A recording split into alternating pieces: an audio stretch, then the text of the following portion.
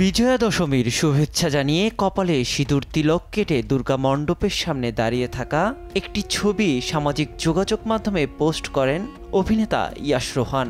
মুহূর্তেই সেটি ছড়িয়ে পড়ে নেট দুনিয়ায়। জমা হতে থাকে হাজার হাজার মন্তব্য, তৈরি হয় মিশ্র প্রতিক্রিয়া। ইয়াশের সেই পোস্টের মন্তব্যগুলোর বড় অংশই ছিল কটূক্তি, ধর্মীয় আক্রমণ ও ঘৃণামূলক বক্তব্যে ভরা। এমন অসংখ্য বিদ্বেষপূর্ণ মন্তব্য সত্ত্বেও ইতিবাচক ও ভদ্রভাবে উত্তর দিতে দেখা গেছে অভিনেতাকে। ইয়াশকে সমর্থন জানাতে এগিয়ে এসেছেন বিনোদন অঙ্গনের সহকর্মী ও সাধারণ দর্শক। ধর্মীয় কারণে কোনো শিল্পীকে আক্রমণ দুঃখজনক বলছেন নেটিজেনদের অনেকেই। মেহেজাবিন চৌধুরী তার ফেসবুক স্ট্যাটাসে লিখেছেন, কারো পোস্টে বাজে মন্তব্য করা, স্ল্যাং ব্যবহার করা অথবা ভুয়া প্রোফাইল দিয়ে কথা বলা আপনাকে সাহসী করে তোলে না, বরং এটা আপনার নিজ মানসিকতাকে প্রকাশ করে এবং আপনি আসলে কেমন মানুষ সেটাই দেখায়।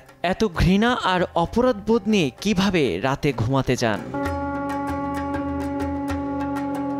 অন্যদিকে অভিনেতা আরশ খান লিখেছেন, ইয়াশ রোহান বাংলাদেশের অন্যতম অভিনেতাদের একজন, যার অভিনয় ব্যক্তিত্ব উভয়ই আমার প্রিয়।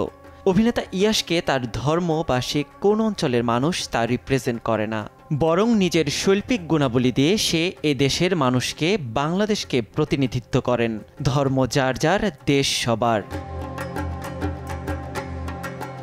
2021 সালের মা দিবসে নিজের মায়ের সঙ্গে একটি ছবি পোস্ট করে সাইবার বুলিংয়ের শিকার হয়েছিলেন চঞ্চল চৌধুরী। তিনি যে সনাতন ধর্মের অনুসারী একথা জানত না উল্লেখ করে অনেকেই মন্তব্যের ঘরে তাকে কটাক্ষ করেন। চঞ্চলের ধর্মবিশ্বাস নিয়েও তোলা হয় নানা প্রশ্ন।